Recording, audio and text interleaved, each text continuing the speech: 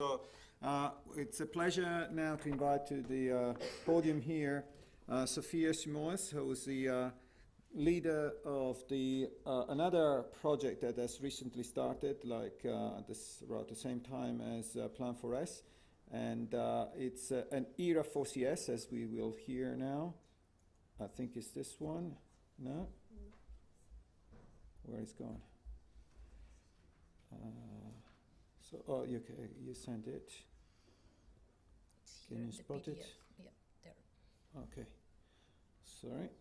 And let me say very quickly that I think the issue of the wireless has been solved, but perhaps it doesn't work as well here. And if people still have problems, come and see us at lunchtime and we'll try to sort it out. Thank you, and over to you, Sofia. Thanks. Well, first of all, thanks for the nice invitation. I've been learning a lot already, and I'm really excited to see all these projects with which now we will have to interact a lot. So I'm going to talk to you about yet another project. This is a research project that started in mid-September, and it's about translating climate data into power plant operational guidance. So it's not very different from what we just heard, but smaller, I would think. So this is what is CLIMZPOWER about.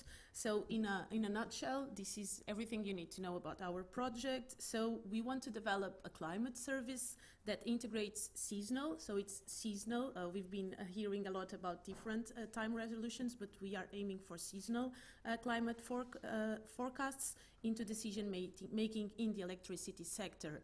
But I would like to emphasize, we are not thinking of this service only for power plants. We are thinking of this in a more wider way to also serve other persons and organizations that have something to say when it comes to power plants operation. And this is, for example, environmental authorities that quite sometimes affect the amount, for example, of water that can be used to cool power plants. So it's not only for power plant companies, it's very much focused on electricity. So the idea is that we will have outcomes every 6 months on things that you've seen already that have been done in SM and CLIM4 energy, so hydro, wind and PV resource availability. We have also outcomes on power demand changes as response to temperature, and here we think we really are going to use quite a lot of the things that have been done because we don't need to reinvent them again. But then what we want to do is to input all these together into our power and energy system models and to optimize the power portfolio for the power plants for the next season. That might be the slight difference or what we are building on from what has been done already. So the way I see it, SM and CLIM4 Energy have been developing very good and fantastic data series, but they do it separately in compartments. And we really need these data in our energy models, because this is mostly the background of our consortium. We are people that have been working with energy system and power models. And we've been working on things like not so much on operational constraints, but things like transitions to a low carbon power system. And what does that mean? So we started in September, and we are going to be here around until August 2020. This is an ERANET. It means it's funded by national member states and co-funded by Horizon 2020, and it's part of the GPI Climate Initiative. So who are we? More or less you can see there. So we have, the coordination is in Portugal, the Nova University of Lisbon, and we have other partners there. Then we have in France, Armin and Acteon. We have the DWD, the German Meteorological Institute. They are in charge of climate, the climate part. And then we have Luleå Technical University up there in Sweden. And we have in Austria, Boku University. And last, but clearly not the least, we have partners that are companies in our consortium. This is the company VN Energy and the company EDP. They basically are selling power, and they really would like to see, they will make sure that we do something that is useful, I hope. So a lot of information now, just to let you know a little bit what we want to do. So we want to take seasonal climate forecasts, and they can be from the Copernicus climate store, and also they will be also from the German climate forecast system, which is in the Copernicus data store, or will be. And we want to take this data, downscale it, because we are planning to work with a spatial resolution of 10 kilometers at the time being. So we want to downscale it and for the whole of Europe, and then produce hydro, wind, and solar PV availability, which you might call capacity factors. We are very much aware, as I think all of you are, that seasonal forecasts have rather limited skill. And so we really hope to be able to move on this as much as possible. Our escape, our plan B, is even if we do not manage to do the very fantastic seasonal climate data in the 3 years of the project, what we really want to aim is to prepare a pipeline of modeling and information that is able to take whenever we have very good seasonal data and make it, process it, and transform it in very useful information for the end users. So that's the plan B. We will use hydrological models, so it's slightly different from what was presented here before for the hydro part. We will use for some of our national case studies hydrological models, very detailed, representing the hydrological systems of the national case studies. This is the case for Sweden, Portugal, and the Austrian-German Danube basin, to really simulate very well not only the runoff river, but the storage reservoirs. At European level, we will need to have a more simplified approach, and again, I think what the JRC will produce will be very useful for us. And we will use normal simulation approaches, as you've seen for solar and wind, not deviating so much from what has been done so far. Maybe, again, I think our difference perhaps is point 3. So when we have all this information, climate, impacts of climate on demand, availability of solar and hydro, we take everything and put into fairly complex energy system models and power system models. So we will have one running for Europe. We were considering of, in fact, using DISPASET, which was mentioned already here before, but we also will be using TIMES. The TIMES energy systems models have been developed by the International Energy Agency, and we'll be having a simplified one running for Europe and for the national case studies. So again, just to repeat what I said before, the idea is that you get all these different data on resources availability, you put it together in a model that runs in a fairly disaggregated time scale to find what is the optimal combination of the power mix portfolio. So that's the idea. And finally, all the information that comes out will be made available freely in a web service application. That's the goal. So the same thing, but now in a graphical mode. So basically, on the right-hand side or your left-hand side, you have the climate data. That we have DWD working on it, but we will also be using lots of things that have been produced already in Copernicus. And we have these 3 balls there in the middle where we'll basically be using the hydrological models. You can see the names of the models there to really simulate what's going to happen in the watersheds and how much water will be available for hydro generation.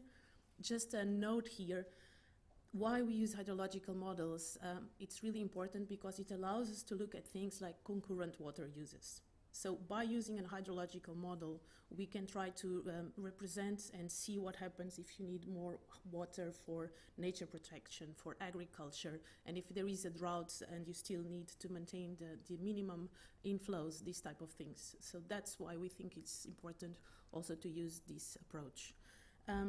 So we have our PV and wind power simulation, and then we will have some work done with electricity, heating and cooling demand, and we are very excited with the work that Laurent has done, and we think we're going to use it quite a lot.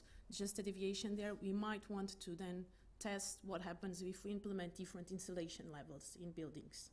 So because we always have these 2 mindsets, we want to know what's happening in the next season, but we want to know what will happen in the next season quite some years from now.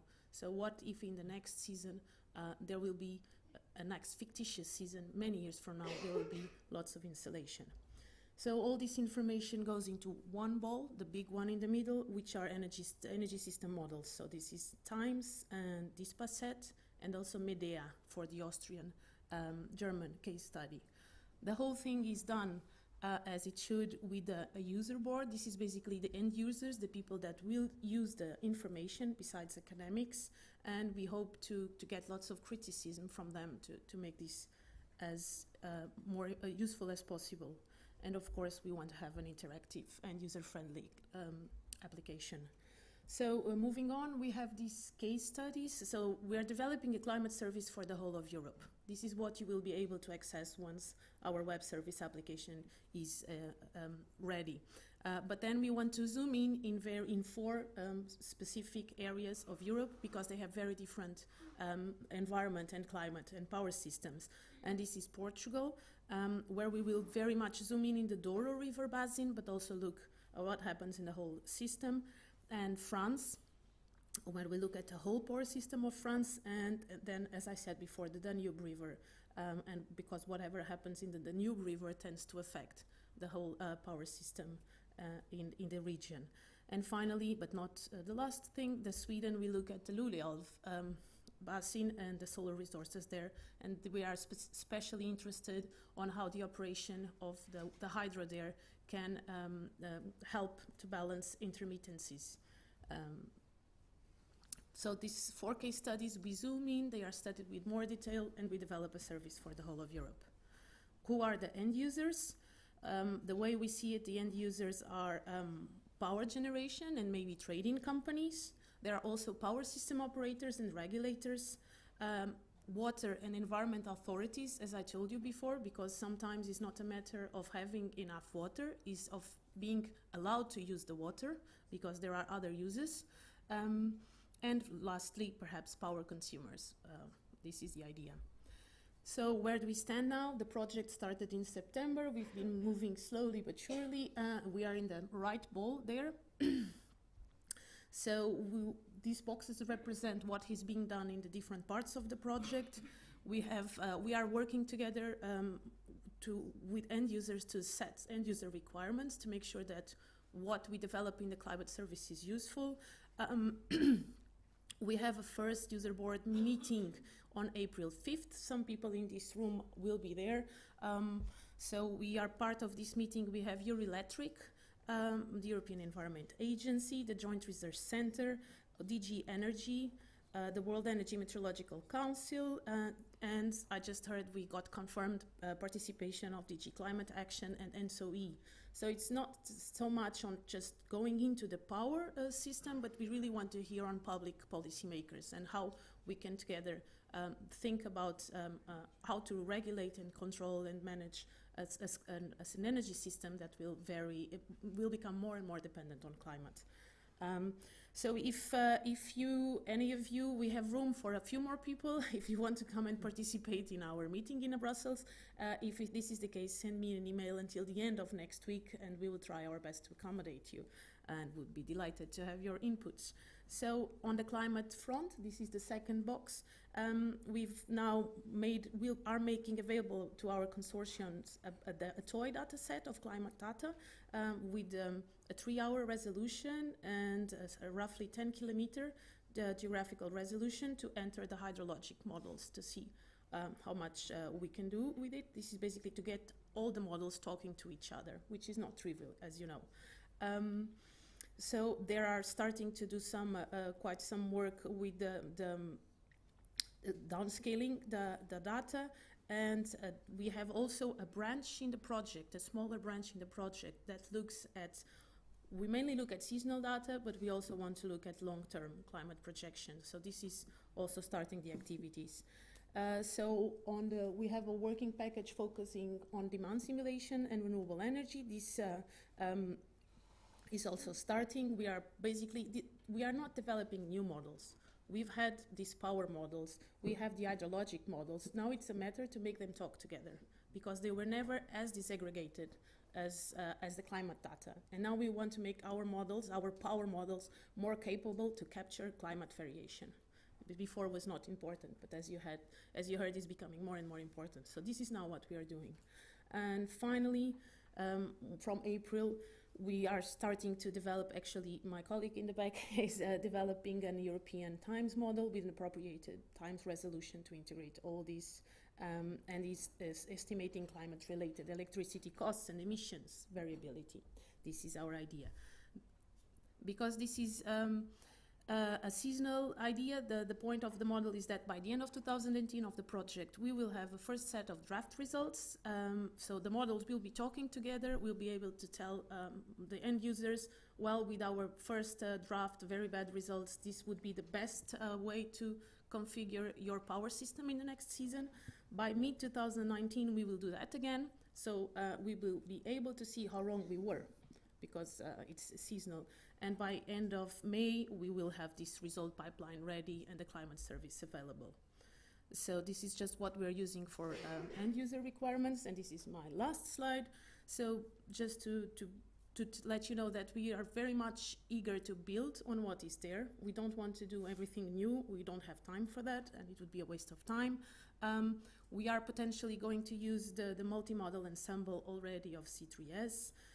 We know that there is a challenge of finding a statistical, meaningful approach to enhance the predictive skill of the current models over Europe, instead of just numerical downscaling.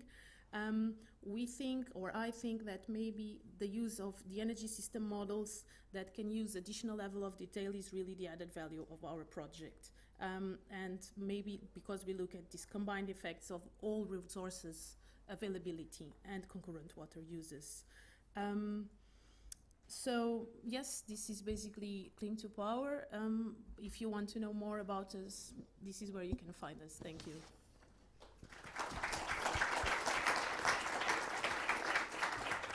Okay, great. Thank you very much, Sofia. That was a very nice overview. Again, this opens quite a number of questions. I don't see any questions on the floor, and we don't have time for questions, so... You have a 33% hit rate, right? Thank you very much for the presentation. That was very, very good, and it's also very good to hear that there is someone looking at seasonal prediction of energy. I have a couple of comments. First of all, I really encourage you to use the multi-model of C3S because this will be available and will be maintained, and the skill over Europe, which is, as you said, quite limited, is slightly better if you look at the multi-model average. So that's the first comment. The second comment is, given that the skill is low, put a great effort in the communication with the end user, because the risk of overselling what we can do at this stage is very high. The third point is the fact that we have an operational seasonal prediction for water that is ongoing. So you can access catchment by catchment the seasonal prediction for a number of hydrological variables. So maybe it's something worth considering for you, because that's already there and is available to use and will be maintained in the operational phase. Okay, thanks. Okay, thank you very much. Do you like to... No, I just took mental note of the comments very fast and very good. implement them. Yeah, Very good. okay, thanks. Thank you very much, Sofia.